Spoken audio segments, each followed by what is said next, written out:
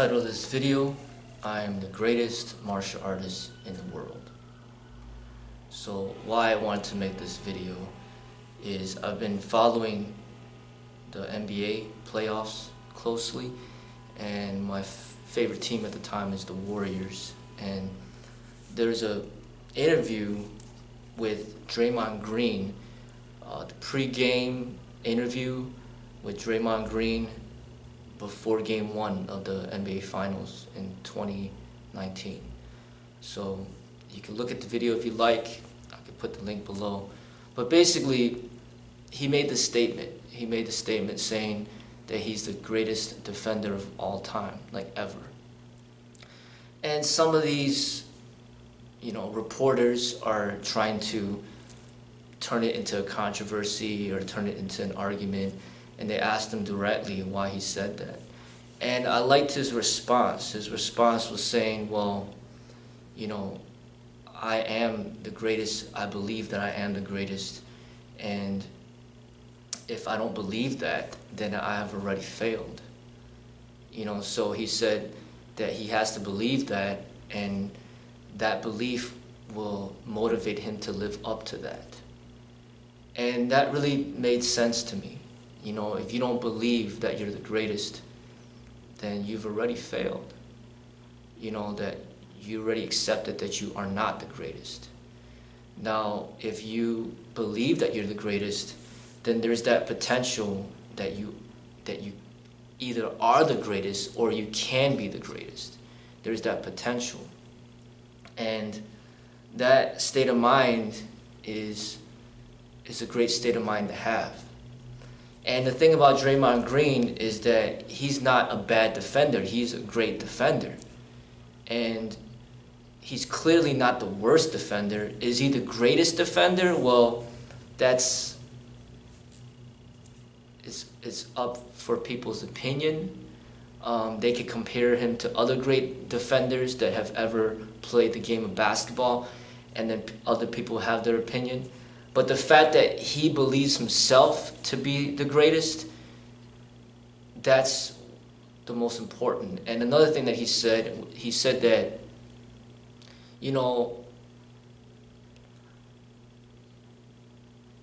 that being the greatest in anything doesn't happen by accident. Like, it takes effort, motivated effort to achieve that greatness.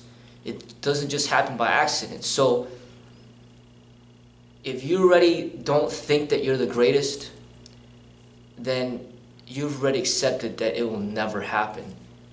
And then therefore you're not going to be motivated to even try to make it happen, because you yourself don't even believe that. So it starts from you.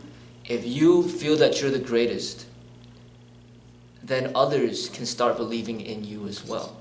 But if you don't believe in yourself, then others will not follow in that belief. So when it comes back to being the greatest martial artist in the world, that's a very bold statement to make. And originally, I wouldn't feel comfortable making that statement. But after watching Draymond Green and what he stated and his response, I think maybe it was meant for me to watch that video so I could hear what his response was. Because if you just look at the title, hey, I'm the greatest defender of the NBA all time ever, it seems like it's a very arrogant statement and that the dude's just out of his mind, that he lacks respect for the people that were there before him and so on and so forth. But if you hear his response, it's not like that. It's just basically he's mastering his mind in order to motivate him to achieve greatness. And during his play and his how he has played after Kevin Durant got hurt, it shows how great that he is, in his game, how he was able to put his energy into it. I think that if he didn't play the way that he did, Golden State might not even made it to the finals. So he actually is doing a great job. and watching that video really got me to see a different perspective. And as far as being the greatest martial artist in the world, I feel that I've put in the work. I've put in the time. And another thing is, it's not that I'm saying I'm the greatest boxer in the world, because then I'd have to prove myself within the sport of boxing. I'm not saying I'm the greatest MMA fighter in the world, because then I'd have to prove myself within that sport, in that cage. I'm not saying I'm the greatest, I'm the fastest person in the world, because then I had to prove myself at the Olympic level and beat Usain Bolt. But what I'm saying is I'm the greatest martial artist in the world. When you attach that word artist, now it opens up a whole realm, a whole different world of self-expression and creativity. And then it becomes not a competitive, sport-like expression, but an artistic expression. So it could be something like, somebody could feel that the greatest musician of all time is Bob Marley, or the greatest musician of all time is Jimi Hendrix, the greatest rapper of all time is Tupac Shakur. These are all like a person's personal preference. Obviously there's gonna be more popular artists than Tupac Shakur, but that doesn't mean that he's not the greatest according to some people's eyes. So if you're talking about the artist himself, he has the right to believe that he's the greatest, because that is the only way that he's going to achieve greatness, is through that belief. And I feel that I've put in the work, and I continue to put in the work. And as far as the martial artists, mainly the martial artists that I looked up to and continue to look up to, Bruce Lee, who's passed away, if I compare myself to him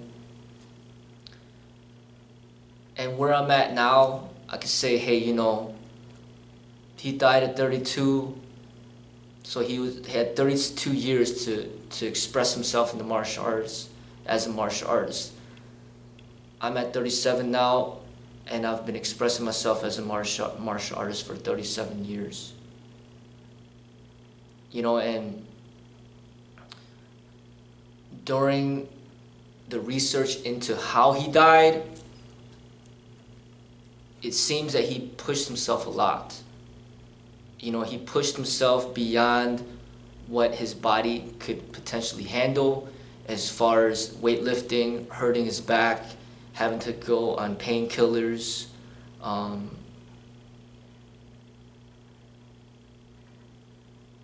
becoming unconscious, passing out during the movie set, and then just continuously pushing himself right after to get right back in the film without any breaks.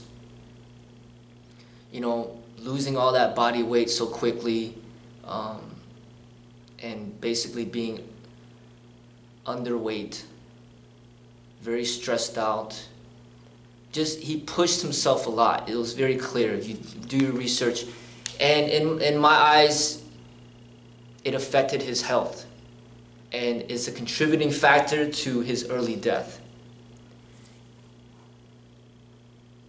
He was a victim of his own striving towards perfection. And I could say that I don't possess that, and that gives me an advantage over his expression. Meaning, I was able to live beyond the age of 32. I'm 37 now, and I plan to live much longer, to express myself for a longer time period than he was able to. As far as his speed is concerned, at the time of his death, he was extremely fast with his techniques. And I'd say, his techniques, his punches, his kicks are faster than mine. But with that, he weighed less than how much I weigh. I weigh 150, he weighed 125 at the time of his death. So he's supposed to be faster because he's lighter. But I can confidently say that I was and still am stronger than him in some aspects, as far as the upper body is concerned, as far as the legs are concerned, weightlifting ability, things of that nature, pull-ups and things like that. That's my confident belief. You know, our physical stature is a little bit different. He's 5'7.5". He was 5'7.5". I'm 5'5". He weighed 125. I weigh 150. He's a little bit faster. I feel that I'm a little stronger. His technique, his flexibility, I feel that maybe I'm a little bit even more flexible than he was. If we sparred, I really don't know what would happen. You know, and I would never know. But I feel that I would be able to be at his level in the sparring. His study of philosophy, I've studied philosophy for many years as well, through his inspiration. You know, I continue to study it, I continue to live it meditatively. And I feel that he had a lot of wise teachings, a lot of wise things to say, and I feel the same for myself. You know, his achievement in the film and in Hollywood. During his lifetime, he was able to break into Hollywood, but he wasn't worldwide. He wasn't famous worldwide until after his death, but he did develop a lot of fame within Hong Kong, and recognition for his hard work. As for myself, I'm not going the Hollywood route, but I'm going the YouTube route. But I feel that my expression is more of a gradual building process rather than something that happens so quickly like what he went through. Is basically just building up the fame very quickly, and then the sudden passing, and then his legendary status lives on. As far as for myself, I feel that I have more of a gradual build, and I aim to live over 90, over 100 years old to keep building that legacy and that recognition, that fame, and I got a lot of time to build that. So even though the recognition that I've received and the fame that I've received is not at that level of where he's at, is not supposed to be, because he had many years, decades to build that over where I am now. But I see the potential. You know, I see that in a way he had to let go of the torch because he passed away, and somebody else has to pick it up and continue to move forward. And that is what I see is partly of the reason why I'm here, is to pick up that torch and to continue to move forward. Not as a way to disrespect what he's accomplished and what he was representing, but in a way to continue on with the legacy and to continue on with the expression of the Chinese American martial arts. You know, not just the Chinese, but the Chinese American martial arts, because I'm American born and so was he. But our roots go back to China. Our roots go back to Hong Kong. So that is a part of our blood, and the way that we think, the way that we see the world is different than what America represents. So it's not that I'm making this statement out of pride, out of ego, out of ignorance, out of lack of effort. I've been training in martial arts pretty much my whole life. I'm 37 years old. And if Bruce Lee passed away at the age of 32 and other people, a lot of people in this world recognize him to be the greatest martial artist to ever live, then at the age of 37, 5 years after I feel that that is reasonable for me to make a statement like that at this time in my life. If I would have made this statement at the age of 18, that wouldn't have been reasonable, because I have not gone through the life experiences that Bruce Lee had gone through in order to make such a bold statement.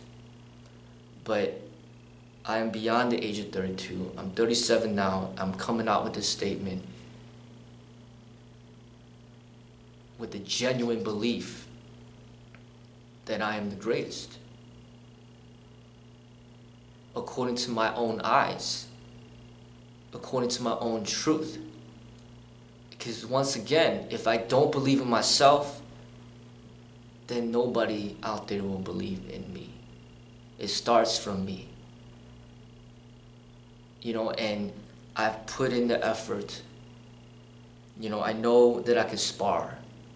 I know I could defend myself on the streets if I had to. I know that I'm strong. I know that I'm flexible. I know that I'm fast. I know that I'm capable. I know that I study Eastern philosophy. I know that I live a meditative life. I know that I try my best to be the greatest teacher that I can be. And I know that I'm one of the very few in this world that's representing the Chinese American martial arts. And if I even compare myself to other people of the Chinese descent that are martial artists like Jet Li and Jackie Chan, I could confidently say that I'm healthier than them, because of the decisions that they've made for their career. They've sacrificed a part of their health and safety. So if you read up on Jet Li, he's had some accidents in the movie set, and his health is deteriorating pretty quickly at this moment. That means that he sacrificed his health towards his career, and that's not something that I'm willing to do. Jackie Chan, he's known to perform his own stunts. He's known to pretty much break every single bone in his body. So clearly, Jackie Chan is not the healthiest martial artist out there. I confidently believe that I'm much healthier than Jackie Chan, because I don't put my body through those type of risks. So I feel that I should be able to live a longer and healthier life than Jackie Chan, a longer and healthier life than Jet Li. And I clearly have already lived a longer and healthier life than Bruce Lee. So I can confidently say that I'm representing the martial arts the way that I feel that it should be represented, and that I should be the one who is leading the path for the people that want to learn about the real martial arts. And to me, the real martial arts is about ultimate health, wisdom. It's about sharing. It's about compassion. It's about love. It's so many things other than just the fighting. And so many people are focused on the fighting that some people see the title of this video and be like, hey, no way, I'll challenge him, I'll beat him up, and I'll show you that he's not the greatest martial artist. Well, according to my eyes, martial arts is not just about that. That's a part of the martial arts, but it's not just all about that. It's about the whole lifestyle. What you're willing to sacrifice for money and fame, the decisions that you make in life. And I feel that I've made the right decisions to put myself in a position where I can live longer in order to express myself as a martial artist and in order to teach. Not just teach at the age of 20 to 30, not just the age of 30 to 40, but 40 to 50, 50 to 60, 60 to 70, 70 to 80, 80 to 90, 90 to 100. So then in a way,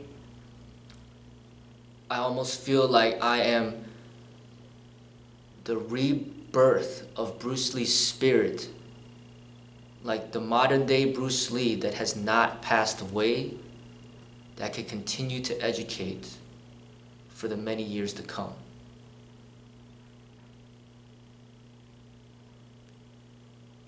You know, and I feel that by me picking up the torch and continue to move forward is not working against Bruce, but is actually like Bruce is a part of my family, and I'm just moving that energy forward to continue on to the next generation. And I would like my children and my students to do the same when I pass away, to continue to move that energy forward towards greatness, representing greatness, not just for one generation, but for many generations to come.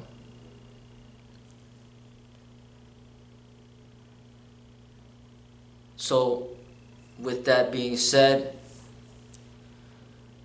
I do believe I'm the greatest martial artist, and there's nothing wrong with believing that. And I'll continue to put effort to live up to that. Thank everybody for all your support. I've gotten people sending me messages and email, calling me on the phone, things of that nature, and a lot of times I don't feel that it's the right time for me to speak, but when I feel like it is the right time to speak, then I will. But this is one of those times, and you know, hopefully you could get the right energy from the video, from my intended purpose. Humbleness is extremely important in the martial arts. Respect is extremely important. It's not about, martial arts is not about competitiveness. It's not about disrespect. It's not about, you know, winning or losing. You know, it's not about hurting somebody for profit or for fame or for personal gain. You know, martial arts is for longevity. You know, it's about respect. It's about wisdom. You know, and it's a very competitive world out there, especially here in America. But these ancient teachings, you know, from Lao Tzu, from the Tao Te Ching, from Buddha, these are the teachings that need to be applied to this culture that we all need to learn from. So part of my objective is to introduce these teachings here for you all to understand. And I'm speaking in your language by using a title like this to capture your attention so that you would actually sit down and listen to this video. But at the same time, after the completion of the video, your perspective should change. Just like my perspective changed when I saw that video on Draymond Green, the statement he made on the greatest defender of all time. But I took the time to listen to his explanation of why he said that, and it was an enlightening experience. And hopefully this video could serve to be something similar to that. Thank you everybody for all your support. Take care.